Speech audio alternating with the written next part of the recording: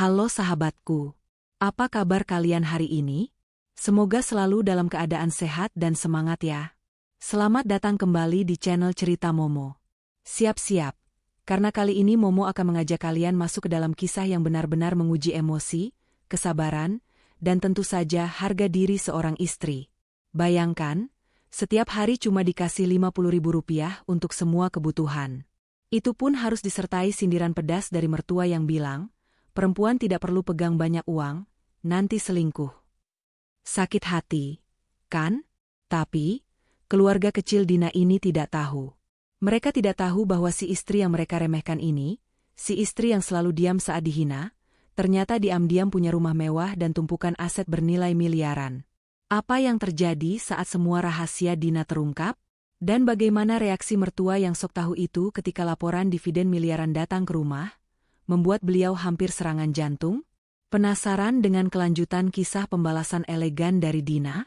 Sebelum kita mulai, yuk buktikan dukungan kalian untuk channel Cerita Momo. Jangan lupa like video ini, subscribe ke channel kami, dan nyalakan lonceng notifikasi agar tidak ketinggalan cerita seru lainnya. Terakhir, komen di bawah, nama kalian, asal kota, dan tulis, hadir. Ayo kita mulai, sahabatku. Siapkan snack terbaikmu, dan mari kita saksikan bersama. Matahari pagi belum sepenuhnya menampakkan wujudnya ketika Dina sudah berdiri di dapur, sebuah ruangan yang terasa dingin dan asing baginya. Sebenarnya, dapur itu adalah miliknya dan Rizal, suaminya, tetapi sejak mertuanya, Ibu Mira, dan adik iparnya, Anggi, pindah masuk 3 bulan lalu, setiap sudut rumah itu seolah telah berpindah kepemilikan. Dina bergerak dengan cekatan, menyiapkan sarapan sederhana. Ia harus menghemat. Angka keramat Rp50.000 sudah tercetak jelas di benaknya. Batas absolut yang harus ia kelola untuk semua kebutuhan sehari-hari, mulai dari bahan makanan, keperluan rumah tangga kecil, hingga bensin motor jika sewaktu-waktu ia harus keluar. Uang itu, lembaran biru yang selalu lusuh dan terlipat, selalu diserahkan Rizal setiap pagi, disertai tatapan yang menuntut ucapan terima kasih seolah ia baru saja memberikan harta karun. Rutinitas ini adalah neraka tersendiri bagi Dina. Rizal, yang bekerja di perusahaan trading kelas menengah, sebenarnya berpenghasilan jauh di atas rata-rata. Namun, kendali penuh keuangan berada di tangan Ibu Mira. Wanita parubaya itu meyakini filosofi kuno yang merusak. Perempuan tidak perlu pegang banyak uang, nanti selingkuh. Sebuah kalimat yang selalu diucapkan Ibu Mira dengan nada superior, seperti sedang menasihati seorang anak kecil yang tidak bisa dipercaya. Bagi Ibu Mira, uang adalah sumber kebebasan yang berbahaya, dan seorang istri harus tetap terikat pada suaminya melalui ketergantungan finansial. Dina, yang jauh di lubuk hatinya memiliki portofolio aset bernilai miliaran, hanya bisa tersenyum simpul setiap kali mendengar dogma usang itu. Senyum itu bukan senyum setuju, melainkan senyum miris dari seseorang yang sedang menyaksikan drama murahan. Pagi itu, aroma nasi goreng yang ia masak dengan bumbu seadanya menguar di udara. Anggi, si adik ipar yang pengangguran dan hobinya hanya scrolling media sosial dengan ponsel terbaru, keluar dari kamar dengan wajah cemberut. Anggi tidak pernah membantu, tetapi selalu menjadi juri pertama atas makanan yang disajikan. Ia duduk di meja makan dengan gaya angkuh, melirik piring Dina. Cuma nasi goreng lagi, Mbak? Tidak ada lauk spesial? Mama kan kurang suka kalau cuma pakai telur mata sapi, Anggi berkata tanpa menatap Dina. Dina hanya menjawab dengan lembut, mengatakan bahwa stok lauk sedang menipis dan ia akan ke pasar siang nanti. Jawaban itu tentu saja memancing Ibu Mira. Ibu Mira datang, mengenakan daster sutra favoritnya, yang anehnya dibeli menggunakan uang Dina tanpa sepengetahuan Ibu Mira, hanya melalui kartu kredit tambahan yang terhubung ke rekening Rizal. Dina, kamu ini bagaimana mengurus rumah tangga? Setiap hari menu seperti ini. Rp50.000 itu cukup untuk membuat masakan enak, asalkan kamu pintar mengaturnya. Jangan boros, Ibu Mira menyentil piring seolah sedang menguji kekerasan hatinya. Lagi pula, buat apa kamu ke pasar? Sudah cukup di warung saja. Tidak perlu menghabiskan bensin motor. Nanti uangnya habis, kamu minta lagi ke Rizal. Istri itu harusnya hemat, tahu diri. Dina menunduk, pura-pura menerima nasihat itu dengan lapang dada. Namun, Di dalam kepalanya, ia sedang menghitung. Uang Rp50.000 itu bahkan tidak cukup untuk membayar tagihan listrik per jam di salah satu townhouse mewahnya di kawasan elit Jakarta Selatan. Kesederhanaan yang ia tampilkan adalah topeng yang ia kenakan setiap pagi. Ia tidak hanya menghemat uang belanja, tetapi ia sedang menghemat energi untuk menghadapi drama keluarga suaminya. Sepanjang hari, rutinitas Dina diisi dengan tugas-tugas rumah tangga. Ia mencuci, menyapu, mengepel, bahkan mencuci pakaian Anggi yang menumpuk. Ibu Mira dan Anggi hanya duduk santai di ruang tamu, menonton sinetron di televisi besar yang dibeli Dina untuk rumah itu 3 tahun lalu. Ketika Dina mencoba duduk sebentar untuk minum, Ibu Mira langsung menyindir. "Dina, coba lihat bunga di teras itu. Sudah layu. Jangan cuma duduk. Kerjaan rumah tangga itu tidak ada habisnya. Kalau kamu rajin, rezeki suami juga lancar," kata Ibu Mira sambil mengipasi dirinya sendiri dengan kipas lipat bermerek. Dina hanya mengangguk, lalu bergegas menyiram tanaman.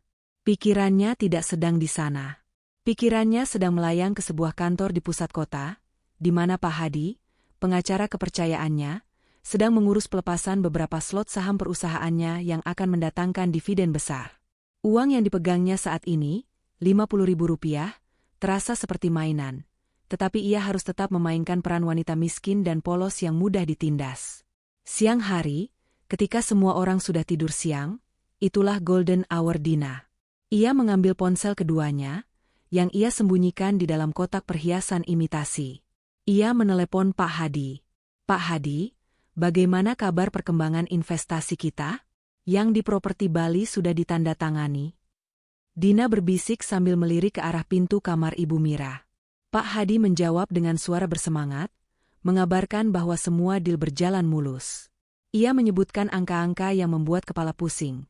Kapitalisasi pasar, dividen kuartalan, aset properti senilai 10 miliar. Dina mendengar semua itu sambil duduk di lantai kamar mandi, tempat yang paling aman dari telinga-telinga Ibu Mira dan Anggi. Rasa haru dan marah bercampur. Ia memiliki semua ini, tetapi ia harus hidup seperti seorang pembantu rumah tangga dengan gaji yang tak layak. "Baik, Pak. Tolong pastikan invoice dan laporan keuangan tahunan yang baru, yang menunjukkan semua aset dan dividen, dikirimkan melalui kurir ke alamat rumah saya ini, ya. Tidak perlu menggunakan nama perusahaan saya, cukup nama kantor Bapak sebagai pengirim." Dina memberi instruksi penting. Rencananya sudah matang. Ia akan menggunakan laporan itu sebagai bom waktu. Setelah menutup telepon, Dina mencuci muka dan kembali keluar dengan wajah datar. Ketika ia kembali ke ruang tamu, Anggi terbangun dan melihat ponsel Dina yang tergeletak di sofa. Anggi segera mengambilnya, mencari-cari, berharap menemukan sesuatu yang bisa ia jadikan bahan aduan. Namun, ponsel itu hanyalah ponsel lama yang memang sengaja ia gunakan untuk kebutuhan sehari-hari, tidak ada aplikasi banking atau percakapan aneh di sana. "Mbak Dina, ponselnya jelek sekali," cibir Anggi, melemparkan ponsel itu kembali ke sofa. "Suami Mbak kan lumayan gajinya, masa ponselnya tidak pernah di-upgrade? Coba deh minta yang baru, biar tidak malu-maluin kalau keluar." Dina, yang baru saja menginstruksikan pembelian 1 unit mobil sport mewah atas nama perusahaannya di luar negeri, hanya menjawab, "Ah, ini kan masih bisa dipakai, Anggi. Yang penting fungsinya." Jawaban Dina membuat Anggi kesal, karena tidak ada drama yang bisa dipicu. Dina selalu seperti itu, sabar, irit bicara, dan selalu menghindari konflik terbuka. Perilaku ini membuat Ibu Mira dan Anggi semakin yakin bahwa Dina adalah wanita yang lemah, naif, dan bodoh. Mereka tidak pernah melihat kilatan kecerdasan dan perhitungan tajam di mata Dina. Mereka hanya melihat seorang istri yang patuh dan mudah dibohongi. Sore harinya, Rizal pulang. Ritual pemberian uang terjadi lagi. Rizal mengeluarkan selembar Rp50.000, menyerahkannya pada Dina sambil berkata, "Besok kalau ada kebutuhan mendesak, bilang sama Mama ya. Jangan langsung minta ke saya. Mama lebih tahu soal pengeluaran rumah tangga." Dina menerima uang itu, memasukkannya ke dalam dompet lusuhnya. Dompet itu, yang ia beli seharga Rp20.000 di pasar, adalah simbol dari kehidupan palsu yang ia jalani. Di balik dompet lusuh itu, Ia menyimpan platinum card bank luar negeri yang bisa ia gunakan untuk membeli apapun yang ia inginkan di dunia ini. Malam itu, saat makan malam, Ibu Mira sengaja membahas rencana liburan ke luar negeri bersama Anggi. Mereka membicarakannya seolah Dina tidak ada di ruangan itu. Nanti di sana, kita belanja sepuasnya ya, Nggi. Uang MAH jangan dipikirin, kata Ibu Mira, melirik ke arah Dina yang sedang menyendok nasi. Lain dengan orang yang cuma tahu hemat, uangnya hanya cukup untuk kebutuhan dapur. Dina menyantap makan malamnya perlahan. Ia tidak merasakan sakit hati lagi, hanya rasa lelah yang mendalam. Ia telah menahan ini semua terlalu lama. Ia mengunci rapat-rapat emosinya, membiarkan kemarahan dan kehinaan itu menumpuk menjadi satu resolusi baja. Ia akan segera mengakhiri drama ini, dan akhir itu akan datang secepat kurir yang membawa paket laporan keuangan. Ia sudah mengatur semuanya. Ia akan membuat mereka terkejut, terhina, dan menyesal. Semua rencananya akan berjalan tepat waktu. Ia hanya perlu menunggu. Tiba saatnya hari yang paling ditunggu oleh Rizal dan keluarganya. Perayaan ulang tahun pernikahan orang tua Rizal, yang sekaligus menjadi ajang kumpul keluarga besar dari pihak Ibu Mira. Acara tersebut digelar di sebuah ballroom hotel bintang 4 yang, ironisnya, merupakan salah satu properti yang dikelola oleh holding investasi milik Dina. Dina tahu persis berapa biaya sewa ballroom itu per jamnya, sebuah angka yang bisa menghidupi keluarga suaminya selama setahun, dan mengetahui fakta itu membuat ironi yang ia rasakan semakin dalam dan pahit. Dina bersiap-siap dengan pakaian yang sederhana, sebuah gaun midi yang sopan dan tidak mencolok. Ia sengaja memilih pakaian yang tidak akan menarik perhatian. Ia tidak ingin menjadi pusat dari ejekan atau sorotan yang berlebihan. Namun, kesederhanaannya justru menjadi sasaran tembak utama. Saat ia keluar dari kamar, Anggi dan Ibu Mira sudah berdiri di depan cermin besar di ruang tamu. Anggi mengenakan gaun malam yang berkilauan dan perhiasan berlian tiruan yang dipesan dari online shop terkemuka, sementara Ibu Mira mengenakan set perhiasan emas tebal yang selalu ia banggakan. Mereka menoleh ke arah Dina, dan tawa sinis pun pecah. Astaga, Dina. Kamu mau ke pesta ulang tahun pernikahan Mama atau mau ke arisan RT? Sindir Anggi, memutar bola matanya. Minimal pakai perhiasan sedikit. Dong, jangan sampai keluarga kita malu. Nanti disangka Rizal tidak mampu menghidupi istrinya. Ibu Mira mendekat, jarinya menyentuh bahu Dina. Rizal sudah kasih kamu uang, kan? Kenapa tidak kamu pakai untuk beli baju yang bagus? Lihat ini, Ibu Mira memamerkan kalung emasnya. Perempuan itu harus tahu diri. Kalau tidak punya, ya jangan dipaksakan.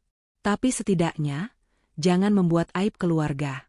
Cepat ganti, atau kamu tunggu di mobil saja. Dina tetap tenang. Ia menjelaskan bahwa ia menyukai gaun itu dan merasa nyaman. Ia tahu bahwa gaun yang ia kenakan harganya jauh lebih mahal dan merupakan keluaran desainer ternama, meskipun terlihat polos, dibandingkan dengan gaun Anggi yang mencolok. Namun, ia memilih untuk tidak mengungkapkan fakta itu. Kebohongan kecilnya adalah perisai. Hadiahmu sudah siap, Dina? Tanya Rizal, yang baru keluar dan sudah rapi dengan jasnya. Nada suaranya datar, seolah menanyakan apakah Dina sudah mengunci pintu. Dina menunjukkan sebuah kotak kecil berisi bingkai foto yang ia hias sendiri. Bingkai itu berisi foto masa muda Ibu Mira dan ayah mertuanya. Rizal mengerutkan dahi. Cuma bingkai foto? Dina, ini acara besar. Setidaknya berikan perhiasan atau barang elektronik. Apa kata sepupu-sepupuku nanti? Mereka semua membawa hadiah mahal, protes Rizal. Ibu Mira langsung menyambar. Sudah Mama bilang, Zal, uang yang kamu kasih ke dia kan sedikit, makanya bisanya cuma beli bingkai foto murahan. Tidak usah memaksa, Dina. Biarkan mereka tahu diri, kalau kemampuanmu memang segitu. Untungnya, Mama tidak mengharapkan apa-apa dari menantu yang tidak punya penghasilan sendiri, katanya dengan nada merendahkan yang sangat menyakitkan. Dina hanya mengangguk, menerima semua hinaan itu sebagai bagian dari rencananya. Ia sengaja tidak membeli hadiah mahal. Ia ingin melihat sejauh mana mereka akan merendahkannya berdasarkan kemampuan finansial yang ia tunjukkan. Kesempatan untuk dihina adalah kesempatan untuk membalas dengan pukulan yang telak. Di ballroom hotel, pesta berlangsung meriah. Keluarga besar Ibu Mira, yang semuanya tampak glamor dan sombong, menyambut mereka. Setiap kali ada kerabat yang bertanya kepada Dina tentang pekerjaannya atau asal-usulnya, Ibu Mira selalu menyela, mengatakan bahwa Dina hanya ibu rumah tangga biasa dan fokus melayani suami. Kata-kata itu selalu diiringi tatapan iba dari para kerabat dan tatapan merendahkan dari Anggi. Saat acara tukar hadiah, rasa malu Dina mencapai puncaknya, meskipun itu adalah bagian dari sandiwara yang ia ciptakan. Sepupu Rizal memberikan jam tangan mewah, sementara Anggi memberikan paket liburan singkat. Ketika giliran Dina, ia maju dengan bingkai foto itu. Suara tawa pelan terdengar dari beberapa kerabat. Ibu Mira menerima bingkai itu dengan senyum palsu yang lebih terlihat seperti seringai. "Terima kasih, Dina. Ini sangat personal," kata Ibu Mira dengan penekanan pada kata personal, yang berarti tidak ada harganya. "Yang penting niatnya, ya kan, Nak? Meskipun hadiah ini tidak seberapa, Mama hargai usahamu." Selama sisa pesta, Dina merasa seperti patung hiasan. Rizal meninggalkannya untuk bersosialisasi dengan rekan kerjanya, sementara Ibu Mira dan Anggi asyik membicarakan rencana liburan mereka di depan Dina. Mereka seolah sedang mengejeknya secara terbuka, menganggap Dina tidak layak untuk menikmati kemewahan yang sedang mereka pamerkan. Dina merasa sesak. Ia izin ke kamar kecil. Kamar kecil mewah di hotel itu, yang ia ketahui dibangun dengan dana investasi propertinya sendiri, menjadi tempat persembunyiannya. Ia mengunci diri di bilik, mengeluarkan ponsel keduanya yang selama ini ia sembunyikan dengan sangat rahasia.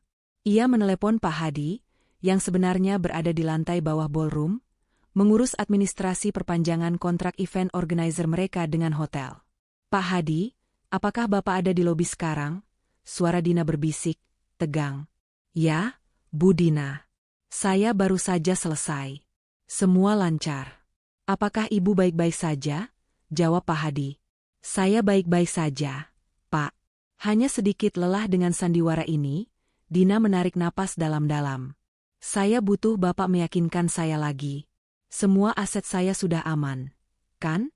Termasuk rencana penjualan sebagian properti di Bali untuk menutupi modal awal bisnis baru saya."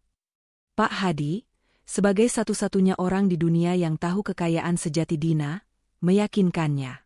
Ia mulai membacakan daftar aset, 3 townhouse mewah, kepemilikan saham mayoritas di 2 perusahaan startup, dan deposito bank luar negeri dengan saldo yang hanya bisa diimpikan Rizal seumur hidup. Pak Hadi sengaja membaca daftar itu dengan suara yang terdengar mantap, seolah memberikan suntikan keberanian pada Dina. "Semua aman, Bu Dina. Bahkan, dividen kuartalan dari Ayah Investment baru saja cair pagi ini. Jumlahnya, Anda tahu sendiri.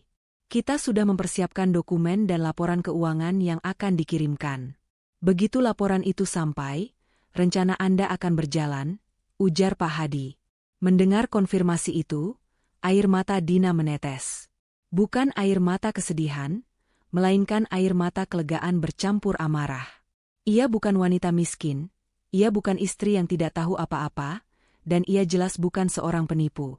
Ia adalah seorang pebisnis ulung yang sedang berpura-pura menjadi korban.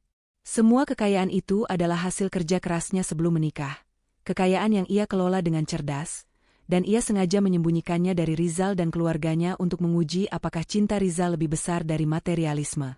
Hasilnya, Rizal gagal total. Setelah membersihkan air matanya, Dina menatap dirinya di cermin. Ia melihat seorang wanita yang kuat dan bertekad. Ia menghapus semua kelemahan di wajahnya dan menggantinya dengan tatapan baja. Ia sudah membuat keputusan. Sandiwara ini harus diakhiri dengan gemilang. Ia tidak akan lagi membiarkan martabatnya diinjak-injak dengan uang Rp50.000, sementara ia mampu membeli seluruh isi ballroom ini. Ia keluar dari kamar mandi, kembali ke area pesta. Kali ini, ia berjalan dengan langkah yang berbeda.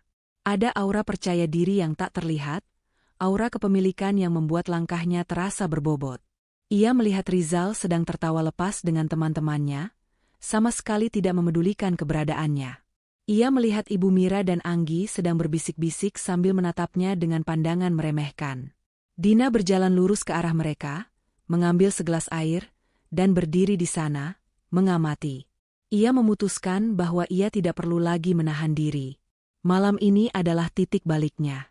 Ia tidak akan merusak pesta mertuanya, tetapi ia akan mengumpulkan semua hinaan itu sebagai energi pendorong untuk menjalankan babak selanjutnya. Mengirimkan laporan dividen yang akan menghancurkan keangkuhan mereka. Di sisa waktu pesta, Dina mulai mengirimkan pesan singkat kepada Pak Hadi. Pesan itu berisi instruksi sederhana, namun memiliki dampak yang sangat besar. Pak Hadi, pastikan laporan dividen itu dikirimkan besok pagi. Gunakan kurir tercepat, dan pastikan kurir itu meminta tanda tangan Ibu Mira atau Rizal. Perencanaan Dina telah memasuki fase eksekusi. Pesta yang seharusnya menjadi perayaan cinta dan kehangatan itu, bagi Dina, hanyalah panggung terakhir untuk ia menerima penghinaan sebelum ia melancarkan serangan baliknya. Keesokan hari setelah pesta ulang tahun pernikahan yang dingin, suasana di rumah Dina dan Rizal terasa lebih tegang dari biasanya. Ibu Mira dan Anggi masih diselimuti aura kesombongan dan kelelahan setelah berpesta, tetapi mereka juga diselimuti rasa penasaran yang menggerogoti. Mereka mulai memperhatikan setiap gerak-gerik Dina, terutama setelah insiden bingkai foto yang memalukan di pesta. Mereka yakin Dina menyembunyikan sesuatu, entah itu hutang atau sebuah skandal, yang menjelaskan mengapa ia tampak terlalu tenang di tengah segala ejekan. Pagi itu, Rizal memberikan uang Rp50.000 dengan ekspresi yang lebih kesal. Ia kesal karena Dina membuatnya terlihat miskin di depan kerabatnya semalam. Ia tidak menyadari bahwa rasa kesalnya itu justru adalah pemicu yang mempercepat rencana Dina. Rizal bahkan tidak mengucapkan sepatah kata pun, hanya meletakkan lembaran lusuh itu di meja. "Dina, kamu mau kemana siang ini?" tanya Ibu Mira dengan nada menyelidik, saat Dina sedang merapikan tasnya. "Saya ada janji dengan teman lama, Bu.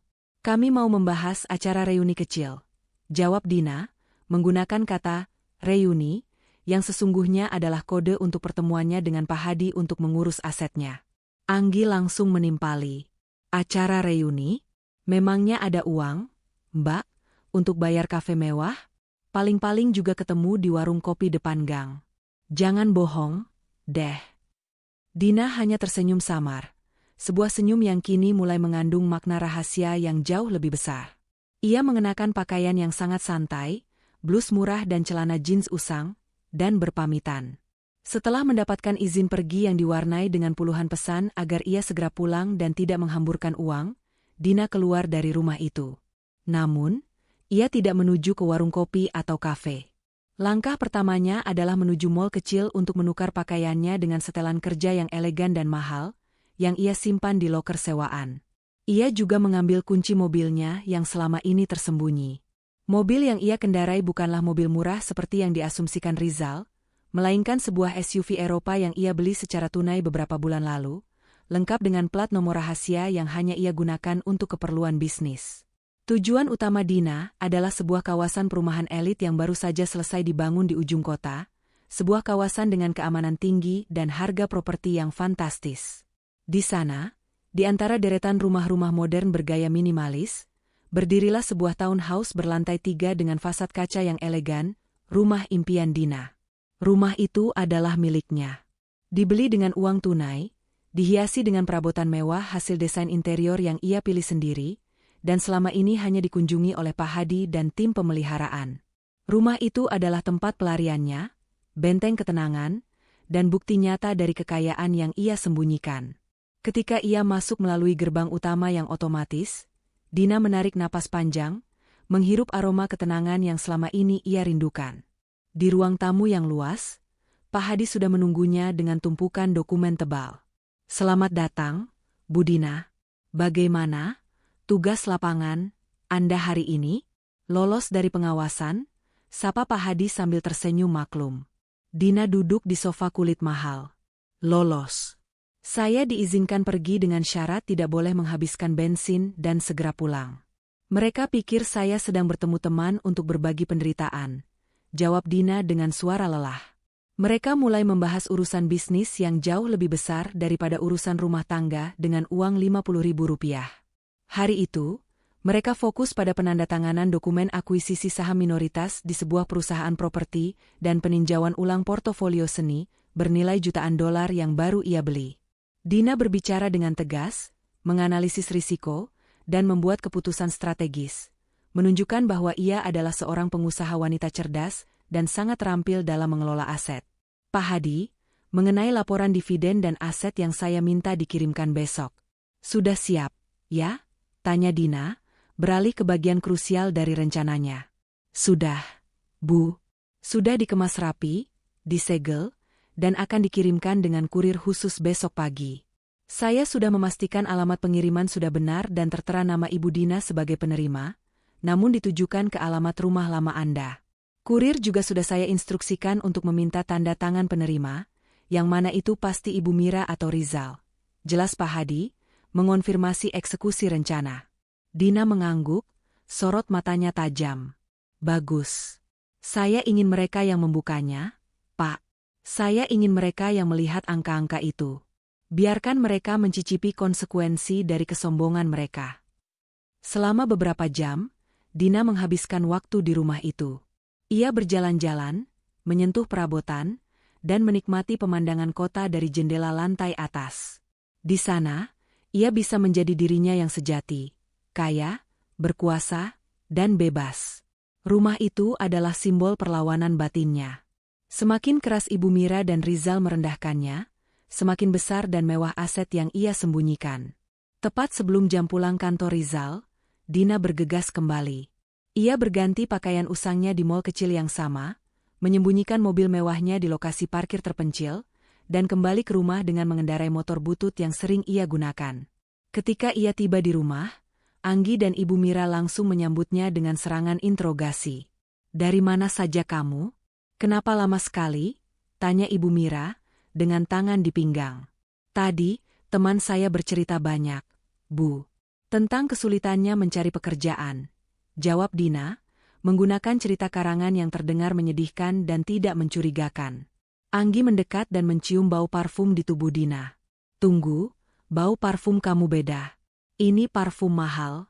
Kamu dapat dari mana? Jangan-jangan kamu diam-diam kerja dan dapat uang dari laki-laki lain, ya?" tuduh Anggi tanpa berpikir.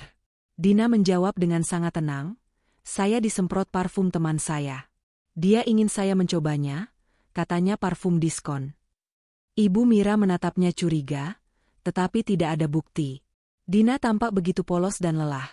Persis seperti penampilan seorang istri yang sibuk mengurus rumah tangga dan ngobrol dengan teman yang bernasib sama.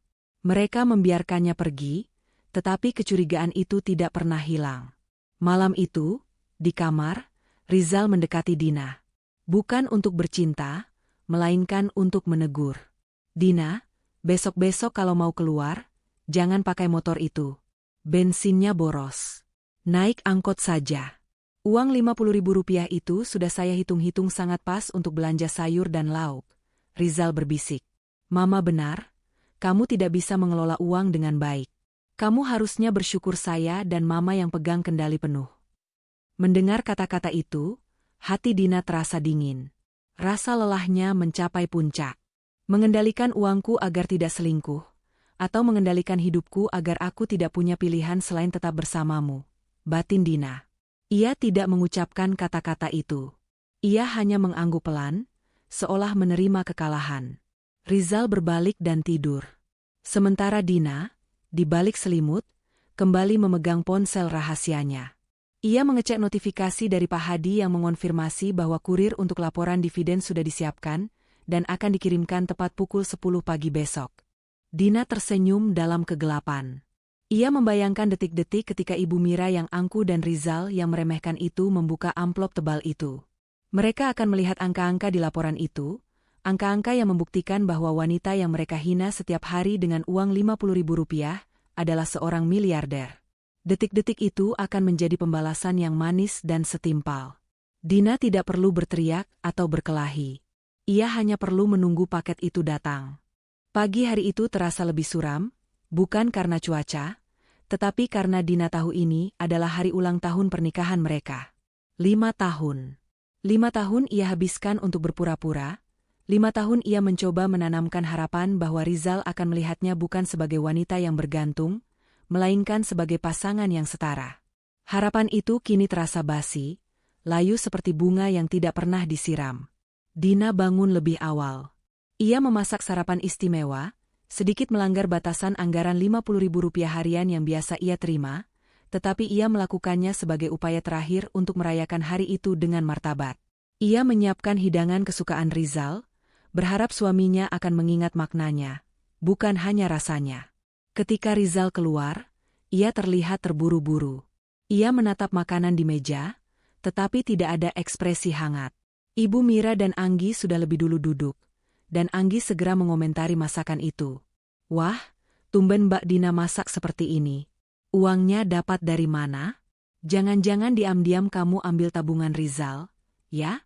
Ini kan mahal," tuduh Anggi dengan nada menyelidik yang langsung menusuk ke inti hati Dina.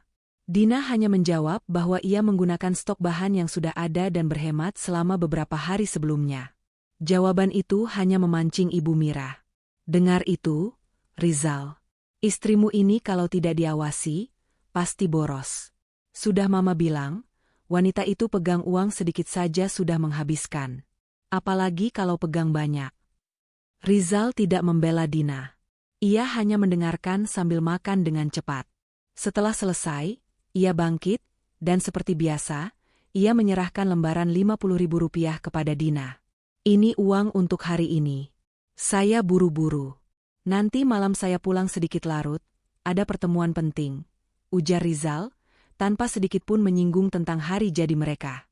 Dina menatap uang itu, lalu menatap mata Rizal. "Rizal, kamu ingat hari ini hari apa?" tanyanya, suaranya pelan tetapi penuh ketegasan yang jarang ia tunjukkan. Rizal terdiam sejenak, wajahnya menunjukkan bahwa ia sedang memproses informasi. "Tentu saja ingat, Dina. Ini hari Kamis. Kan? Sudah, jangan banyak tanya. Saya harus berangkat." Ibu Mira menyela dengan cepat. "Sudah, Dina. Jangan manja. Suami itu sibuk mencari nafkah. Kalaupun ini hari ulang tahun pernikahan kalian, itu tidak penting. Yang penting itu kamu melayani suamimu dengan baik." Dina menarik napas dalam-dalam. Ia tahu ia tidak bisa lagi menahan kemarahannya. Ia mendekati Rizal yang sudah memegang kunci mobil. 5 tahun, Rizal, Dina berkata, suaranya bergetar karena menahan gejolak emosi. 5 tahun aku mendampingimu. 5 tahun aku menuruti semua aturan ibumu. Dan di hari penting kita, kamu bahkan tidak mengingatnya, dan kamu memberiku uang belanja yang bahkan tidak cukup untuk membeli kue ulang tahun kecil. Rizal merasa malu karena ditegur di depan Ibu Mira dan Anggi.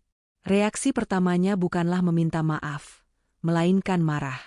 "Apa-apaan kamu ini, Dina? Kenapa kamu jadi drama? Jangan membandingkan cinta dengan uang, itu menjijikkan. Aku sudah memberimu semua yang kamu butuhkan." Saat itulah, Rizal mengeluarkan sebuah kotak kecil dari saku celananya. Itu adalah kotak perhiasan, tetapi sangat kecil dan terkesan murahan. Ia membukanya, memperlihatkan sebuah cincin perak tipis dengan batu imitasi kecil yang hampir tidak terlihat. "Ini," kata Rizal dengan nada pasif-agresif. "Hadiah ulang tahunmu. Saya membelinya di pasar malam. Harganya hanya Rp200.000. Cincin ini cocok untukmu, Dina, karena kamu ini orang yang sederhana dan tidak suka barang mewah. Lagi pula, uang kita kan terbatas, hanya cukup untuk yang begini." Kalimat terakhir itu, "uang kita kan terbatas," menghancurkan sisa-sisa harapan Dina.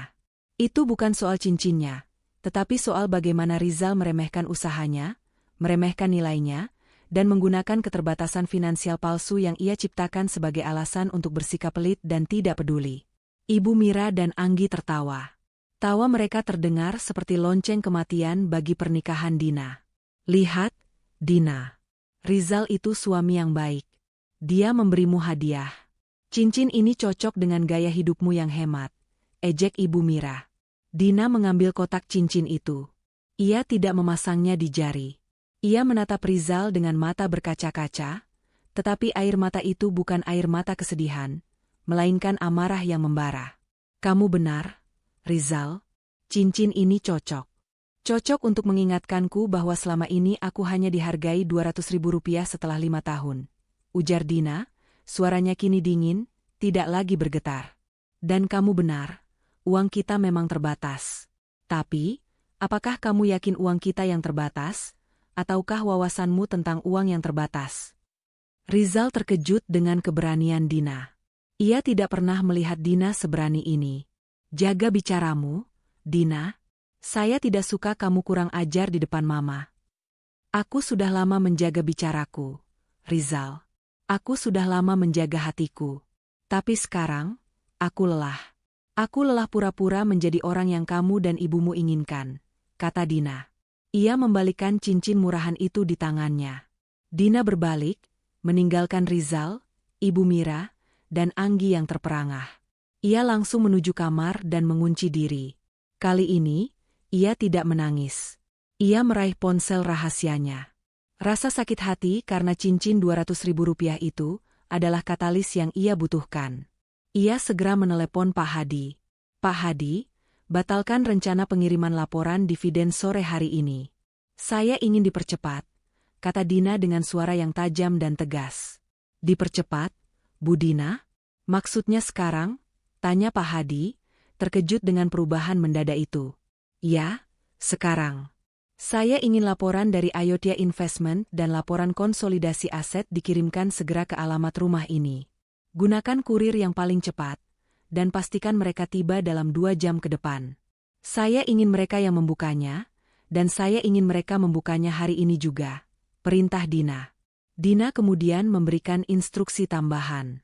Ia meminta Pak Hadi untuk mengirimkan salinan laporan itu melalui email ke alamat kantor Rizal. Ia ingin Rizal tidak hanya terkejut di rumah, tetapi juga terkejut di kantor, di depan rekan-rekannya. Setelah menutup telepon, Dina duduk di tepi ranjang. Ia melihat sekeliling kamar yang didominasi oleh perabotan pilihan Ibu Mira. Rasa muak memenuhi dadanya. Ia tidak bisa lagi menghabiskan 1 detik pun untuk berpura-pura menjadi istri yang menyedihkan dan patuh. Hari ulang tahun pernikahan yang seharusnya manis itu berubah menjadi hari pengumuman perang. Cincin murah itu adalah pemicu bom waktu yang ia tanamkan sendiri. Sementara itu, di luar kamar, Ibu Mira dan Anggi heboh. Mereka bergosip tentang keberanian Dina yang tiba-tiba. Rizal, lihatlah istrimu. Dia tidak tahu berterima kasih. Mama kan sudah bilang, dia tidak boleh pegang banyak uang. Uang itu membuat wanita jadi berani dan kurang ajar, seru Ibu Mira kepada Rizal. Rizal masih bingung dan marah. Ia merasa Dina telah mempermalukannya. Saya akan bicara dengannya nanti, Ma. Dia pasti sedang PMS atau stres karena terlalu hemat, kata Rizal, mencari alasan logis untuk membenarkan sikapnya yang meremehkan. Anggi sibuk mencari tahu apa yang dilakukan Dina di kamar. Ia bahkan mencoba menguping di balik pintu, tetapi tidak mendengar apa-apa selain keheningan. Mereka tidak menyadari bahwa di balik pintu yang tertutup itu, seorang miliarder sedang merencanakan kehancuran supremasi finansial mereka. Dina keluar dari kamar setelah 1 jam. Wajahnya datar, tetapi matanya memancarkan kedamaian yang aneh. Ia kembali ke dapur, bukan untuk memasak, melainkan untuk duduk dan minum teh. Ia duduk dengan santai di kursi ruang makan yang biasanya diduduki oleh Ibu Mira, membiarkan Ibu Mira menatapnya dengan rasa tidak suka yang semakin besar. Dina hanya tersenyum. Senyum itu berbeda. Senyum itu penuh janji. Janji akan sebuah pembalasan yang elegan, yang akan segera terwujud begitu kurir berjas rapi dari kantor hukum Pak Hadi tiba di depan pintu rumah mereka. Ketegangan di rumah itu terasa begitu nyata, seperti udara yang dipenuhi bubuk mesiu, tinggal menunggu percikan api. Setelah insiden cincin murah, Rizal buru-buru berangkat kerja, meninggalkan Ibu Mira dan Anggi dalam suasana hati yang kesal dan penuh kecurigaan. Mereka tidak bisa menerima keberanian Dina yang tiba-tiba. Bagi mereka, keberanian itu hanya bisa berasal dari 2 hal, rasa tidak tahu diri yang luar biasa, atau dukungan finansial ilegal. Mereka memilih untuk meyakini yang kedua. Ibu Mira mondar-mandir di ruang tamu. Dia pasti menyembunyikan sesuatu, Nggi. Tidak mungkin dia berani bicara seperti itu kalau tidak ada pegangan. Uang Rp50.000 itu tidak akan memberinya keberanian. Pasti ada laki-laki lain yang membiayainya, tuduh Ibu Mira, sambil menatap tajam ke arah kamar Dina. Anggi sibuk mencari tahu di media sosial teman-teman lama Dina, berharap menemukan foto atau petunjuk. Aku tidak menemukan apa-apa, Ma. Teman-temannya di media sosial juga tampak biasa-biasa saja. Hanya ibu rumah tangga. Tapi, bau parfumnya kemarin itu benar-benar mahal. Ini aneh, Ma. Dina sendiri sedang berada di dapur, mencuci piring dengan gerakan lambat dan tenang. Di luar, ia menampilkan citra seorang istri yang pasrah, tetapi di dalam, ia sedang menghitung waktu. Pukul 10 pagi adalah waktu yang telah ia tetapkan. Ia membayangkan Pak Hadi sudah memastikan kurir terbaik telah meninggalkan kantor. Pukul 9.50. Dina menyelesaikan pekerjaannya di dapur dan duduk di sofa, tepat di hadapan Ibu Mira dan Anggi. Ia mengambil majalah resep lama yang lusuh dan mulai membacanya. Sikapnya yang santai itu justru membuat Ibu Mira semakin frustrasi. "Kenapa kamu duduk di situ, Dina? Apakah sudah tidak ada pekerjaan lagi? Itu lantai di teras kotor sekali, cepat bersihkan," perintah Ibu Mira, mencoba menguasai kembali situasi. Dina menoleh, tatapannya tenang, tetapi dingin. "Saya baru saja menyelesaikan pekerjaan rumah tangga, Bu. Saya berhak beristirahat. Bukankah Ibu selalu mengajarkan saya untuk mengelola waktu dengan baik?" jawab Dina, menggunakan kata-kata Ibu Mira sendiri untuk membungkamnya. Ibu Mira terdiam, rahangnya mengeras. Ia tidak terbiasa dilawan seperti itu. Anggi hanya mendengus kesal, lalu kembali sibuk dengan ponselnya. Suasana hening, kecuali suara denting jam dinding yang berdetak menuju momen krusial. Tepat pukul 10.05. Terdengar suara klakson mobil di depan gerbang, bukan klakson biasa, melainkan klakson mobil mewah. Kemudian, bel rumah berbunyi nyaring dan berulang kali, nada yang tidak biasa untuk kurir paket atau penjual keliling. Ibu Mira beranjak, terkejut. "Siapa itu pagi-pagi begini? Tamu penting?" Anggi mengintip dari jendela dan matanya membesar. "Ma, itu mobilnya mahal sekali. Ada lambang kantor hukum di pintunya. Dan kurirnya memakai jas, Ma." Kurir berjas rapi, membawa map kulit tebal di tangannya, berdiri di depan pintu. Ia terlihat sangat profesional, jauh dari kesan kurir paket biasa. Ibu Mira, yang selalu mendambakan citra sosial yang tinggi, segera merapikan diri dan membuka pintu. "Selamat pagi, Bu. Saya dari Jayanusa Consulting. Saya membawa dokumen sangat rahasia dan penting yang ditujukan kepada Ibu Dina," kata kurir itu dengan suara sopan tetapi tegas. "Saya memerlukan tanda tangan penerima langsung." Ibu Mira terkejut. Ditujukan kepada Dina? Dan berasal dari kantor consulting? Ia segera mengambil posisi, berusaha merebut kendali. "Oh, ya, saya ibunya. Dina sedang tidak bisa diganggu. Berikan saja kepada saya. Saya yang akan tanda tangan," kata Ibu Mira, mencoba menarik map itu. "Mohon maaf, Bu. Sesuai instruksi, dokumen ini harus ditandatangani oleh penerima atau suami penerima, Bapak Rizal.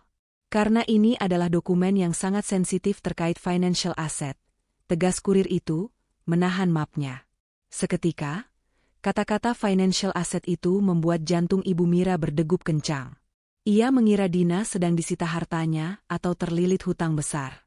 Ibu Mira tidak mau Rizal tahu. Ia harus mengendalikannya. "Baiklah. Saya mertuanya, jadi saya mewakili suami. Sini, saya yang tanda tangan." Ibu Mira mendesak. Kurir itu ragu sejenak, lalu melihat formulir tanda tangan.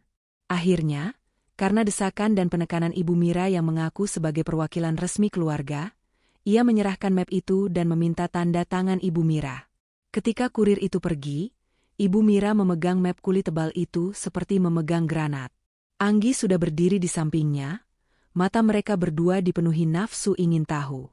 "Buka, Ma. Cepat buka.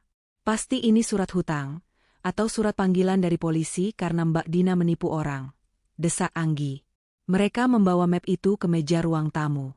Dina pura-pura tidak mendengar dan tetap fokus pada majalah resepnya, tetapi telinganya menajam. Ia bisa merasakan energi di ruangan itu memuncak. Ibu Mira membuka map itu dengan tangan gemetar. Di dalamnya terdapat 2 amplop besar. Amplop pertama berlabel, "Sangat Rahasia, Laporan Keuangan Konsolidasi Aset Properti, 2018 hingga 2023. Amplop kedua berlabel, dividen kuartalan, klien VVIP. Ibu Mira merobek amplop pertama dengan tergesa-gesa. Matanya langsung tertuju pada halaman ringkasan aset. Di sana, tertulis nama Dina dengan huruf tebal, diikuti oleh daftar properti, townhouse Jakarta Selatan, villa resort Bali, apartemen mewah. Di sampingnya, tertera kolom valuasi dengan angka-angka yang menggunakan banyak sekali nol, miliaran rupiah. Anggi menjerit tertahan. MMA, ini apa? Ini bukan hutang, MA. Ini adalah daftar properti. Dan semuanya atas nama Dina. Ibu Mira meremas kertas itu, mengira itu adalah tipuan atau kesalahan. Ia membuka amplop kedua, yang berisi laporan dividen. Kali ini, ia melihat angka yang lebih gila. Laporan dari perusahaan investasi Ayotya Investment menunjukkan adanya pencairan dividen kuartalan yang baru saja ditransfer ke rekening atas nama Dina, jumlahnya ratusan juta rupiah hanya dalam 3 bulan. Wajah Ibu Mira yang biasanya merah karena marah kini pucat pasi, seperti tertutup bedak tebal. Ia mencoba membaca ulang, tetapi angka-angka itu tidak berubah. Miliaran, properti, dividen. Semua milik menantunya, wanita yang ia ejek setiap hari dan ia batasi dengan uang Rp50.000. Ibu Mira merasakan sakit tajam menusuk di dada kirinya. Napasnya tercekat. Rasa shock dan penyesalan yang mendalam menghantamnya sekaligus. Bagaimana mungkin? Wanita yang ia anggap bodoh dan miskin ini ternyata jauh lebih kaya, jauh lebih cerdas, dan jauh lebih kuat dari seluruh keluarga mereka. Tidak mungkin. Ini pasti tipuan. Ibu Mira terhuyung, tangannya memegang dada, dan tubuhnya mulai lemas. Ia tidak bisa menerima kenyataan itu. Anggi juga ikut panik. Ia memegang ibunya, tetapi matanya terus melotot ke kertas laporan. Ia membayangkan berapa banyak tas bermerek dan liburan yang bisa ia dapatkan dari kekayaan Dina. Kini, mereka telah menghinanya habis-habisan. Dina, yang sedari tadi pura-pura membaca majalah, bangkit dengan perlahan. Ia berjalan mendekati meja, mengambil laporan dividen yang terlepas dari tangan Ibu Mira. Ada apa, Bu? Kenapa Ibu tampak terkejut? Apakah ini berita buruk? Tanya Dina dengan nada yang begitu lembut, tetapi di mata Ibu Mira, suara itu terdengar seperti lonceng kematian. Melihat Dina berdiri di sana, begitu tenang dan berkuasa, kontras dengan wajahnya yang pucat dan gemetar, membuat Ibu Mira tidak kuat lagi. Ia jatuh pingsan di pelukan Anggi. Kepalanya terbentur meja sedikit, tetapi rasa sakit fisiknya tidak sebanding dengan rasa sakit mental yang disebabkan oleh realitas keuangan Dina. Dina hanya berdiri di sana, menyaksikan. Tidak ada air mata, tidak ada rasa panik. Hanya kepuasan yang dingin. Ia telah mencapai titik baliknya. Rencana telah berhasil dieksekusi, dan bom waktu telah meledak, menyebabkan shock yang ia inginkan. Ibu Mira mendapatkan pukulan jantung yang sesungguhnya. Kekacauan meledak seketika di ruang tamu. Ibu Mira terbaring tak sadarkan diri di sofa, wajahnya pucat pasi, sementara Anggi berteriak histeris, bolak-balik antara mencoba menyadarkan ibunya dan meratapi setumpuk laporan keuangan yang kini tergeletak di lantai marmer. Di tengah keributan itu, Dina berdiri tegak dan tenang. Pikirannya bekerja dengan cepat. Ia tahu sandiwara sudah selesai, dan kini waktunya menghadapi konsekuensi dari aksinya. Ambil minyak angin, Nggi. Cepat panggil dokter. Jangan hanya berteriak. Perintah Dina dengan suara yang tiba-tiba tegas dan berwibawa, sebuah nada yang belum pernah didengar Anggi sebelumnya. Anggi terkejut dengan otoritas yang terpancar dari suara Dina, tetapi ia terlalu panik untuk membantah. Ia bergegas mencari pertolongan. Dina sendiri tidak panik. Ia tahu Ibu Mira tidak akan mengalami kondisi fatal, tetapi shock yang dialami mertuanya itu adalah murni. Shock karena keserakahan dan penghinaan yang tiba-tiba berbalik menamparnya. Saat Anggi sibuk menelepon, Dina mengambil kembali kedua laporan rahasia itu. Ia menyimpannya dengan hati-hati. Saat ia sedang merapikan kertas-kertas itu, ponsel Rizal yang tergeletak di meja bergetar, ada notifikasi email baru. Dina tahu itu adalah salinan laporan yang ia minta dikirim Pak Hadi ke kantor Rizal. Ia tersenyum tipis. Sekarang, Rizal akan mengetahui kebenarannya, tidak hanya melalui telepon dari rumah, tetapi juga melalui data resmi di kantor. Tak lama kemudian, sebuah ambulans datang. Dina dengan tenang memberikan penjelasan kepada para medis bahwa Ibu Mira mengalami syok mendadak. Ia bahkan memberikan rincian kondisi kesehatan Ibu Mira sebelumnya, menunjukkan pengetahuan dan ketenangan yang membuat para medis itu terkesan. Dina tidak ikut ke rumah sakit. Ia tahu tugasnya adalah menunggu Rizal. Rizal menerima telepon panik dari Anggi. Dengan suara yang gemetar, Anggi hanya mampu berkata, "Ma pingsan, Zal, Mama syok, cepat pulang." Rizal yang sedang berada di tengah rapat penting langsung izin mendadak. Ia belum sempat membuka email dari Pak Hadi yang baru masuk. Ketika Rizal tiba di rumah sakit, ia disambut oleh Anggi yang menangis dan Ibu Mira yang sudah sadar tetapi masih lemah. Anggi segera menceritakan semuanya, tetapi dengan dramatisasi yang berlebihan, fokus pada paket aneh yang datang. "Mama pingsan karena stres. Zal, ada paket aneh dari kantor hukum. Mama kira itu surat hutang besar, makanya syok." Anggi berbohong, menutupi fakta bahwa Ibu Mira pingsan karena angka-angka kekayaan Dina yang mencengangkan. Rizal terkejut, tetapi tidak sempat mencari tahu lebih jauh. Ia harus mengurus ibunya. Setelah memastikan Ibu Mira stabil, ia kembali ke rumah dengan Anggi. Mereka berharap bisa menemukan paket itu lagi. Rizal menemukan Dina sedang menyeduh teh di dapur, kembali ke citra tenang yang menjengkelkan. "Dina, apa yang sebenarnya terjadi di rumah? Kenapa Mama bisa sampai pingsan? Mana paket itu? Apakah kita benar-benar punya masalah finansial besar? Apakah kamu terlilit hutang?" Rizal menyerbu dengan rentetan pertanyaan yang menunjukkan bahwa ia masih berpikir Dina adalah penyebab masalah, bukan pemegang solusi. Dina menatap Rizal, matanya tidak lagi menunjukkan kepatuhan. "Duduk, Rizal," perintah Dina. Nada suaranya membuat Rizal, entah kenapa, menurut. Dina meletakkan 2 amplop tebal di meja. "Paket itu sudah saya amankan. Ini isinya." Rizal meraih amplop itu dan merobeknya. Ia mulai membaca, tetapi otaknya kesulitan memproses informasi di depannya. Matanya melesat dari kata, "Dina," sebagai pemilik aset, ke daftar properti, hingga kolom valuasi yang dipenuhi angka 0. Ia menggosok matanya. Ini pasti lelucon. "Apa-apaan ini, Dina? Kamu membuat lelucon di saat Mama sedang sakit? Ini daftar properti fiktif, kan? Kenapa semua atas namamu? Kamu tidak punya uang sebanyak ini," desak Rizal, suaranya naik 1 oktav. Anggi yang sedari tadi menguping, segera ikut melihat. Ekspresinya kali ini tidak bisa berbohong. Ia menunjuk laporan dividen. "Itu, Zal, lihat di situ. Dividen ratusan juta. Ayodhya Investment. Itu kantor investasi besar, Zal." Rizal membaca lagi. Tiba-tiba, ia teringat email yang ia terima di kantor. Ia mengambil ponselnya, membuka email dari Pak Hadi, yang kini ia sadari adalah seorang pengacara terkenal, dan membuka lampiran yang sama persis dengan yang ada di tangannya. Otaknya mulai tersambung. Syok Ibu Mira, ketenangan Dina, dan laporan miliaran ini. Ini semua benar?" Rizal berbisik, tidak percaya. "Kamu punya semua ini? Kapan? Bagaimana?" Dina bersandar, meletakkan cangkir tehnya dengan bunyi pelan yang memecah keheningan. "Ya, Rizal. Itu adalah asetku.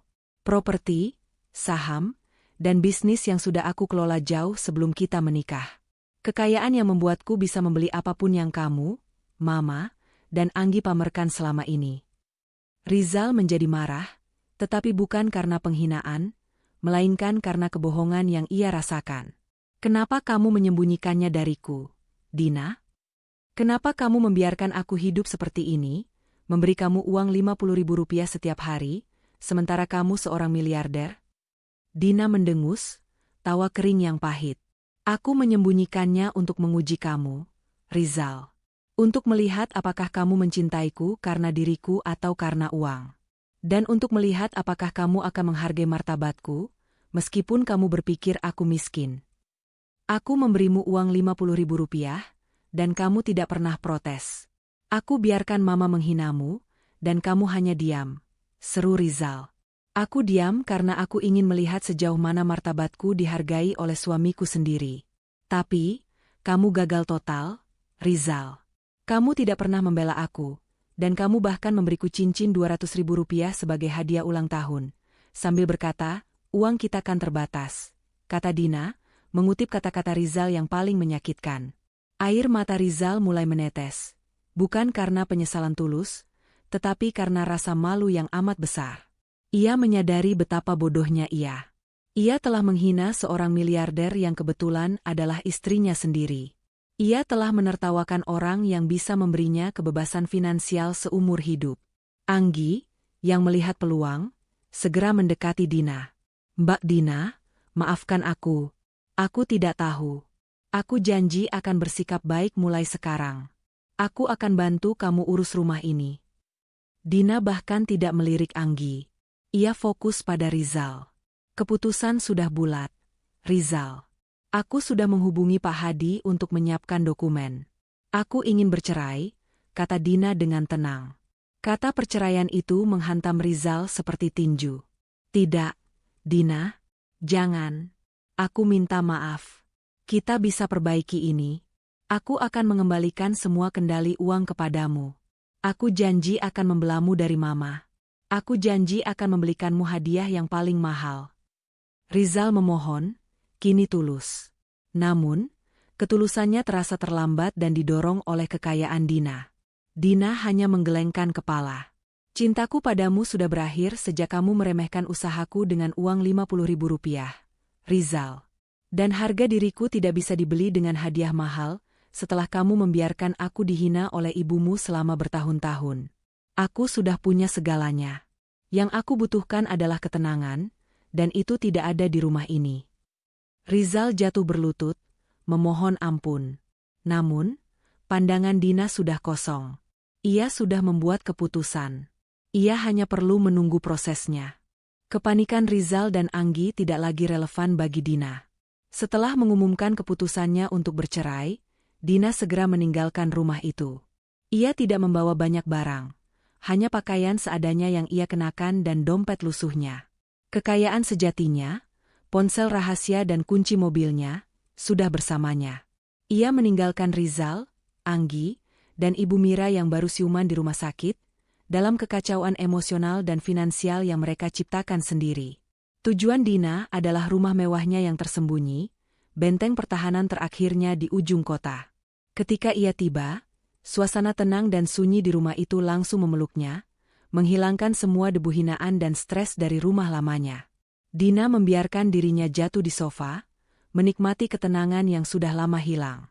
Ia tidak lagi harus mengkhawatirkan anggaran 50.000 rupiah, atau tatapan menghakimi Ibu Mira.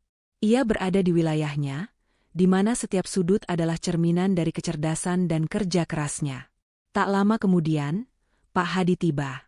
Pengacara senior itu datang bukan hanya sebagai penasihat hukum, tetapi juga sebagai satu-satunya teman terpercaya yang menyaksikan perjuangan diam-diam Dina selama bertahun-tahun. Bu Dina, Anda terlihat tenang. Saya bangga Anda akhirnya mengambil langkah ini, sapa Pak Hadi, meletakkan berkas-berkas di meja kaca. Dina mengangguk. Ketenangan ini mahal, Pak Hadi. Dan saya harus membayarnya dengan mengakhiri drama ini. Saya sudah mengatakannya kepada Rizal. Saya ingin Anda segera mengajukan gugatan cerai. Saya ingin prosesnya cepat dan bersih. Tidak ada negosiasi harta gono gini. Semua aset yang mereka kira milik mereka, sebenarnya milik saya. Mereka mulai membahas detail teknis. Pak Hadi menjelaskan bahwa mereka memiliki posisi yang sangat kuat. Karena semua properti, saham, dan deposito telah diatur sebelum pernikahan atau dikelola melalui perusahaannya dengan pemisahan aset yang ketat, Rizal dan keluarganya tidak memiliki klaim hukum yang sah atas kekayaan Dina. Dina kemudian memberikan instruksi yang mengejutkan. Saya ingin Anda segera mengirimkan surat pemberitahuan resmi ke bank dan semua vendor rumah itu, ujar Dina. Beritahukan kepada mereka bahwa saya adalah pemilik sah dan tunggal dari rumah yang selama ini kami tinggali. Semua tagihan, mulai dari listrik, air, hingga cicilan furnitur, akan saya bekukan dan saya alihkan ke rekening terpisah. Biarkan mereka yang mengurusnya mulai sekarang. Pak Hadi mengangkat alisnya. Anda yakin, Bu? Itu bisa menimbulkan masalah besar bagi mereka. Mereka yang menciptakan masalah ini, Pak Hadi, balas Dina dingin. Mereka menertawakan saya karena saya hanya berurusan dengan uang Rp50.000, padahal rumah itu dibeli dengan uang saya sendiri. Saya ingin mereka merasakan beban finansial yang sesungguhnya. Saya ingin mereka tahu rasanya harus mencari uang untuk sesuatu yang selama ini mereka anggap gratis, karena suami saya yang bekerja. Keputusan Dina menunjukkan bahwa ia tidak hanya ingin bercerai, tetapi juga ingin memberikan pelajaran yang sangat keras kepada keluarga yang telah merendahkannya. Ia ingin mereka kehilangan kemewahan palsu yang selama ini mereka nikmati, kemewahan yang sebenarnya berasal dari keringatnya sendiri. Mereka melanjutkan pembahasan tentang perusahaan Rizal. Dina meminta Pak Hadi untuk menyelidiki secara mendalam semua aset dan rekening Rizal. Ia tahu Rizal bukanlah seorang miliarder, tetapi ia ingin memastikan bahwa Rizal tidak menyembunyikan kekayaan apapun darinya, atau apakah ia telah menggunakan uangnya sendiri untuk menutupi hutang keluarga. Saya ingin tahu secara pasti, Pak, apakah ada aset Rizal yang sah yang harus dibagikan? Jika ada, saya akan serahkan semuanya. Saya tidak butuh hartanya. Saya hanya ingin keadilan atas waktu dan martabat yang telah mereka curi dari saya, kata Dina, tatapannya menyeratkan tekad yang tak tergoyahkan. Selama pertemuan berlangsung, Dina juga memanfaatkan momen itu untuk beristirahat secara mental. Ia berjalan-jalan di taman kecil rumahnya, menghirup udara yang bersih, jauh dari bau masakan sederhana yang harus ia masak dengan anggaran terbatas. Di rumah ini, ia bisa memesan makanan terbaik, ia bisa tidur di kasur yang paling nyaman, dan ia bisa menghabiskan waktu berjam-jam tanpa harus dicurigai atau diinterogasi. Di tengah ketenangan itu, Rizal mencoba menghubunginya puluhan kali. Teleponnya tidak diangkat, pesannya tidak dibalas. Rizal dan Anggi sudah kembali dari rumah sakit dan menemukan rumah itu kosong. Rizal panik, ia mulai mencari petunjuk tentang kemana Dina pergi. Di rumah itu, Rizal mulai menyadari betapa buruknya sikapnya. Ia mulai menghubungkan semua potongan, ketenangan Dina, tatapan kosongnya saat dihina, dan cincin murahan yang ia berikan. Penyesalan mulai tumbuh, tetapi penyesalan itu masih bercampur dengan kebingungan dan ketakutan akan kehilangan uang. Rizal dan Anggi menemukan surat-surat dari beberapa tagihan yang belum dibayar. Mereka mulai panik karena menyadari bahwa pengeluaran rumah tangga harian jauh lebih besar daripada yang mereka bayangkan. Ibu Mira yang baru pulang dari rumah sakit, meskipun masih lemah, hanya bisa terbaring sambil terus meratapi laporan miliaran Dina. Rasa syoknya belum hilang. Dina menerima laporan intelijen dari Pak Hadi tentang kepanikan mereka. Rizal sudah menghubungi saya, Bu. Dia meminta pertemuan. Dia bilang dia menyesal dan ingin bernegosiasi, lapor Pak Hadi. Dina menggeleng. Tidak ada negosiasi. Dia hanya menyesal karena tahu saya kaya, bukan karena dia mencintai saya. Katakan padanya bahwa pertemuan hanya akan terjadi di pengadilan. Dan pastikan surat pemberitahuan pembekuan tagihan rumah itu sudah dikirimkan besok pagi. Saya ingin drama di rumah itu mencapai klimaksnya. Dina menghabiskan malam itu dengan ketenangan yang sempurna, tidur nyenyak untuk pertama kalinya setelah bertahun-tahun. Ia mempersiapkan diri untuk babak akhir. Ia telah menemukan kekuatan sejatinya, dan ia siap menggunakan kekayaan itu bukan untuk pamer, tetapi untuk menegakkan keadilan atas dirinya sendiri. Setelah menerima surat resmi dari Pak Hadi yang menyatakan bahwa Dina telah mengajukan gugatan cerai dan membekukan semua tagihan rumah tangga, Rizal akhirnya mencapai titik terendah. Kehidupan nyamannya hancur dalam hitungan jam. Listrik rumah hampir diputus, tagihan air menunggak, dan Anggi serta Ibu Mira, yang baru pulang dari rumah sakit dan masih trauma dengan angka miliaran, terus menyalahkannya. Mereka hidup dalam kekacauan yang ironis. Sebuah rumah mewah yang kini tidak bisa mereka biayai. Rizal tidak tahan lagi. Ia merasa malu, bodoh, dan ketakutan. Ketakutan terbesarnya bukanlah kehilangan Dina, melainkan kehilangan akses pada potensi kekayaan yang kini ia sadari ada di depan mata. Ia akhirnya menemukan alamat kantor Pak Hadi dan memohon untuk bertemu Dina. Pak Hadi, atas instruksi Dina, menolak mentah-mentah. Satu-satunya cara adalah bertemu langsung di rumah lama mereka, tempat di mana Rizal telah merendahkan Dina selama bertahun-tahun. Malam itu, Rizal menunggu Dina pulang. Ia telah menghabiskan hari dengan menelpon Dina puluhan kali, mengirim pesan penyesalan yang panjang, dan bahkan mengirim karangan bunga. Semua upayanya sia-sia. Pukul 8 malam, Dina tiba. Ia datang dengan mobil mewahnya, yang selama ini tersembunyi. Ia parkir tepat di depan rumah. Mobil yang begitu mengkilap dan mahal, sehingga membuat Ibu Mira yang sedang duduk lesu di teras langsung menutup wajahnya karena malu. Dina keluar dari mobil dengan pakaian yang elegan dan kasual, jauh berbeda dari sosok istri lusuh dengan anggaran Rp50.000 yang selama ini mereka kenal. Rizal langsung menghampirinya, wajahnya penuh keputusasaan. Anggi dan Ibu Mira mengawasi dari balik tirai. "Dina, akhirnya kamu pulang. Kita harus bicara," ujar Rizal, mencoba meraih tangan Dina. Dina menarik tangannya.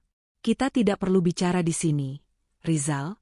Aku hanya datang untuk mengambil sisa barang-barangku. Semua urusan akan diselesaikan oleh Pak Hadi di pengadilan," jawab Dina, suaranya tenang dan tegas. "Tidak, Dina. Kumohon, jangan seperti ini. Aku tahu aku salah. Aku tahu aku bodoh.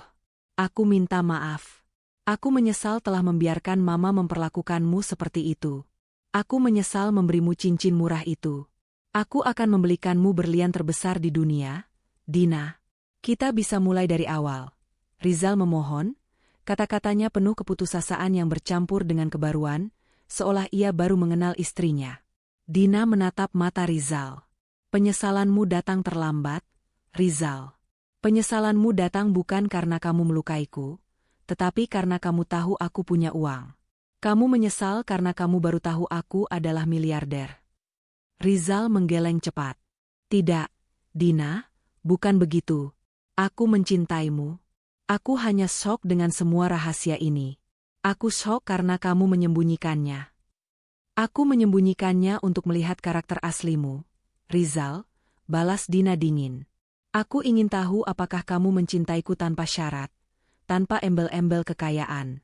Aku memberimu kesempatan bertahun-tahun untuk membuktikan bahwa kamu adalah suami yang berharga. Suami yang akan membelaku ketika harga diriku diinjak-injak dengan uang Rp50.000 setiap hari. Tapi kamu gagal." Dina melangkah mendekat. "Selama ini, kamu mengira aku adalah wanita yang tergantung, yang tidak punya pilihan. Kamu membiarkan ibumu menghina konsep wanita berpenghasilan, dan takut wanita pegang uang banyak akan selingkuh." Dina mengutip kata-kata Ibu Mira dengan nada tajam. "Padahal, wanita yang kamu hina itu adalah pemilik dari seluruh kemewahan yang selama ini kamu banggakan. Aku membiarkanmu merendahkanku dengan Rp50.000, padahal dividen kuartalanku saja bisa membeli seluruh penghasilanmu setahun." Air mata menggenang di mata Rizal. Kali ini, air matanya lebih tulus daripada sebelumnya, karena ia menyadari betapa parahnya kesalahan yang telah ia lakukan. "Aku akan berubah, Dina. Aku janji. Aku akan memintamu mengelola semua uang kita. Aku akan minta maaf pada Mama dan Anggi, dan kita akan pindah dari sini." Rizal menawarkan semua solusi yang seharusnya ia tawarkan bertahun-tahun lalu. "Terlalu terlambat, Rizal.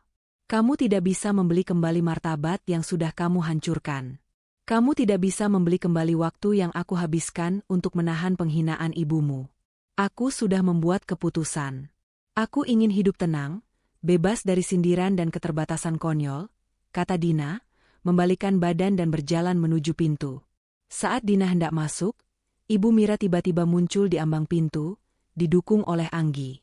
Wajah Ibu Mira masih pucat, tetapi ia memaksakan diri untuk berbicara. "Dina, jangan pergi. Mama minta maaf. Mama salah. Kamu boleh pegang semua uang. Kamu boleh membeli apapun yang kamu mau. Tolong, jangan tinggalkan anak Mama." Ibu Mira memohon, tangannya mencoba meraih kaki Dina. Permintaan maafnya terdengar dipaksakan dan lebih didorong oleh ketakutan finansial daripada penyesalan tulus. Dina menatap Ibu Mira, tatapannya jauh dari belas kasihan. "Ibu tidak perlu memohon pada saya, Bu Mira. Ibu perlu merenungkan bagaimana kesombongan dan pandangan sempit ibu telah menghancurkan kebahagiaan anak ibu sendiri. Saya memaafkan ibu, tetapi saya tidak bisa lagi tinggal di sini. Hidup saya jauh lebih berharga daripada harus menahan omongan ibu yang penuh penghinaan. Dina mengambil beberapa kotak berisi barang-barang pribadinya yang sudah disiapkan sebelumnya. Ia tidak menoleh lagi ke arah Rizal, yang kini menangis terseduh-seduh, atau ke arah Ibu Mira yang ambruk di pelukan Anggi. Ia berjalan kembali ke mobilnya, masuk, dan melaju pergi, meninggalkan rumah itu dalam kegelapan. Kepergian Dina bukan hanya kepergian seorang istri, tetapi juga kepergian sumber dana yang tidak disadari. Malam itu, Rizal, Ibu Mira, dan Anggi ditinggalkan bersama dengan tumpukan tagihan yang harus mereka urus sendiri, tanpa akses ke uang miliaran yang baru saja mereka ketahui keberadaannya. Permohonan Rizal gagal total. Keputusan Dina sudah bulat. Setelah keluar dari rumah lamanya, Dina memulai fase baru dalam hidupnya. Ia pindah sepenuhnya ke townhouse mewahnya di ujung kota. Hari-harinya kini dipenuhi dengan rapat dewan direksi virtual, pertemuan strategis dengan Pak Hadi di ruang kerjanya yang elegan, dan peninjauan langsung proyek propertinya. Ia tidak lagi bangun pagi untuk mengkhawatirkan uang Rp50.000 atau memasak makanan yang harus memenuhi selera mertuanya. Ia menikmati setiap detik kebebasan finansial dan mental yang telah lama ia korbankan. Di rumah barunya, Dina bisa menjadi dirinya yang seutuhnya, seorang pengusaha wanita yang cerdas, berkuasa, dan berkelas. Ia mengisi waktunya dengan mengembangkan bisnisnya, bukan lagi dengan membersihkan kotoran orang lain. Ia berinvestasi pada dirinya sendiri, mengambil kelas bahasa asing dan kursus manajemen tingkat lanjut, menikmati makan malam gourmet, dan tidur di kasur yang paling nyaman, jauh dari tekanan dan penghinaan. Keputusannya untuk bercerai telah memberinya ketenangan yang tak ternilai harganya. Ia akhirnya menemukan kedamaian sejati, sebuah kemewahan yang tidak bisa dibeli dengan uang, tetapi dicapai dengan harga diri yang teguh. Sementara itu, di rumah lama, kehidupan Rizal, Ibu Mira, dan Anggi terjun bebas ke dalam kekacauan yang mengerikan. Surat pemberitahuan pembekuan tagihan dan pengalihan kepemilikan aset rumah dari Pak Hadi benar-benar menjadi malapetaka. Listrik dan air dimatikan untuk sementara karena tagihan yang menunggak dan belum dibayar. Mereka terpaksa menggunakan lilin di malam hari dan membeli air mineral untuk minum. Rumah mewah yang selama ini menjadi simbol status mereka berubah menjadi penjara yang kotor dan tidak nyaman.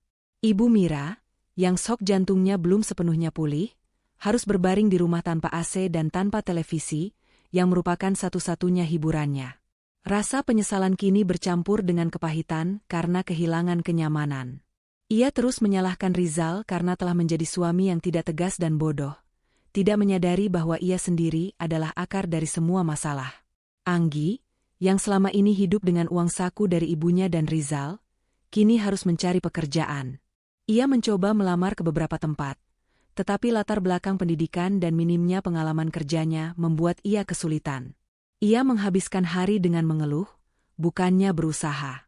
Ia terus membandingkan kehidupannya yang menyedihkan dengan kekayaan Dina yang ia intip melalui unggahan rahasia Pak Hadi di media sosial, yang menunjukkan kemewahan tanpa menyebut nama. Anggi merasakan iri hati yang membakar, membayangkan ia bisa menikmati semua itu jika saja ia bersikap baik pada Dina. Rizal sendiri juga mengalami kehancuran profesional. Ia masih bekerja, tetapi gajinya tidak lagi cukup untuk menutupi biaya hidup mereka yang tinggi. Ia harus membayar semua tagihan rumah tangga yang selama ini ditutup-tutupi oleh Dina, dan ia baru menyadari betapa besar pengeluaran bulanan mereka. Setiap hari, ia bekerja dengan hati yang kosong, dihantui rasa malu dan penyesalan. Ia mencoba menghubungi Dina berkali-kali, memohon agar Dina mencabut gugatan cerai, tetapi Dina selalu menolak bertemu. Suatu sore, Rizal memberanikan diri mendatangi kantor Pak Hadi. Rizal memohon untuk diizinkan bertemu Dina. Pak Hadi, dengan sikap profesional yang dingin, hanya menyampaikan pesan tegas Dina. Ibu Dina sudah bahagia dengan kehidupannya yang baru, Pak Rizal. Ia tidak butuh kemewahan Anda, karena dialah yang memiliki kemewahan itu. Anda kehilangan seorang istri yang setia dan miliarder, hanya karena Anda tidak menghargai martabatnya. Permintaan maaf Anda sudah terlalu terlambat.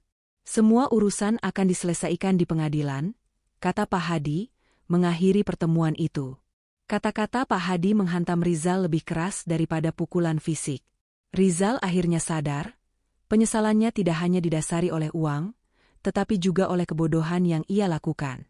Ia telah meremehkan seorang wanita yang jauh lebih cerdas, lebih sukses, dan lebih berkelas daripada dirinya sendiri. Kondisi ini memuncak ketika Rizal terpaksa menjual mobilnya untuk membayar hutang tagihan yang menumpuk. Pemandangan ketika mobil itu diangkut membuat Ibu Mira menangis histeris. Mereka benar-benar kehilangan satu persatu simbol kemewahan palsu mereka. Ibu Mira kini sering meratapi nasibnya. Menyalahkan dirinya sendiri karena telah mengajarkan filosofi, wanita tidak boleh pegang banyak uang, yang justru menjadi penyebab kehancuran mereka.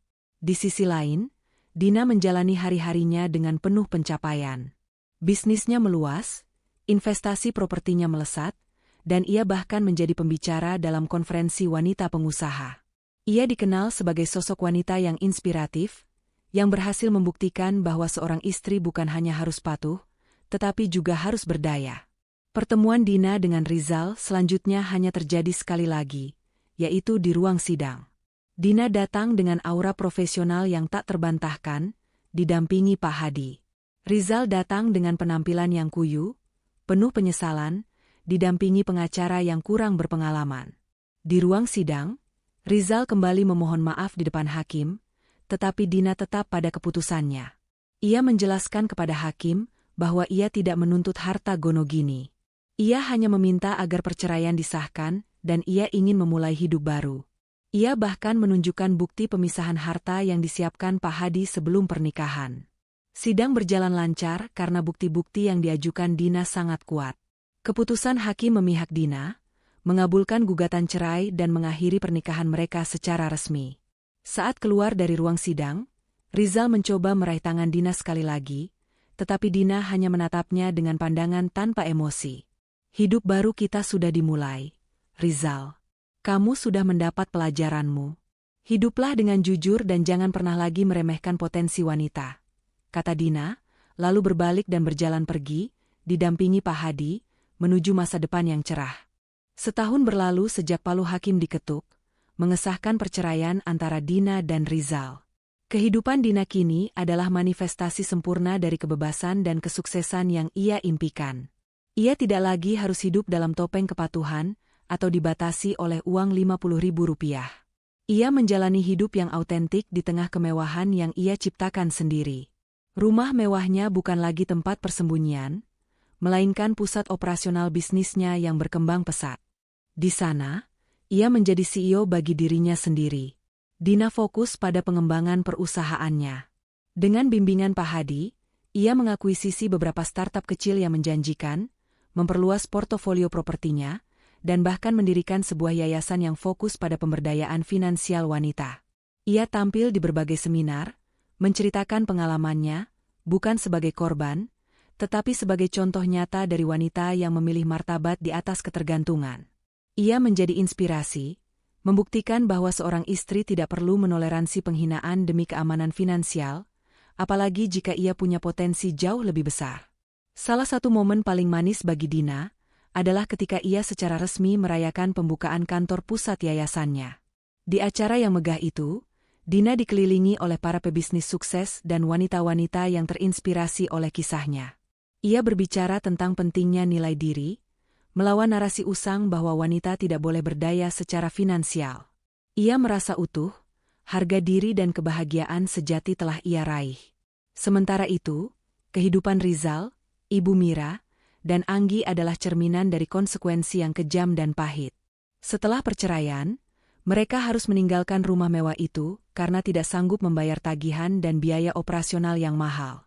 Mereka pindah ke sebuah kontrakan kecil di pinggiran kota.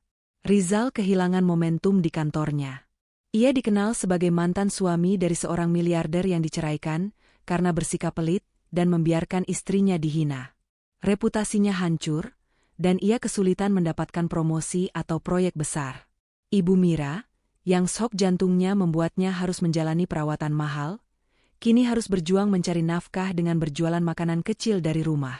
Ia yang dulu angkuh dan selalu memamerkan perhiasan, kini harus menundukkan kepala meminta pinjaman. Ia selalu dirundung rasa bersalah, tidak hanya karena kehilangan menantu kaya, tetapi karena ia telah mengorbankan kebahagiaan putranya demi dogma kuno dan kesombongannya sendiri. Ia sering duduk termenung, meratapi kata-katanya sendiri, perempuan tidak perlu pegang banyak uang, nanti selingkuh.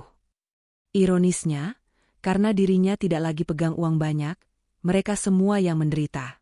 Anggi akhirnya mendapatkan pekerjaan, tetapi sebagai pelayan di sebuah kafe. Ia harus bekerja keras dengan upah minim, jauh dari gaya hidup glamor yang ia pamerkan di media sosial. Ia sering menangis dalam diam, menyesali setiap cibirannya kepada Dina. Suatu hari, ia melihat Dina di berita televisi, sedang berbicara di konferensi besar, mengenakan perhiasan yang asli dan berkilauan, jauh melampaui perhiasan imitasi yang dulu ia banggakan.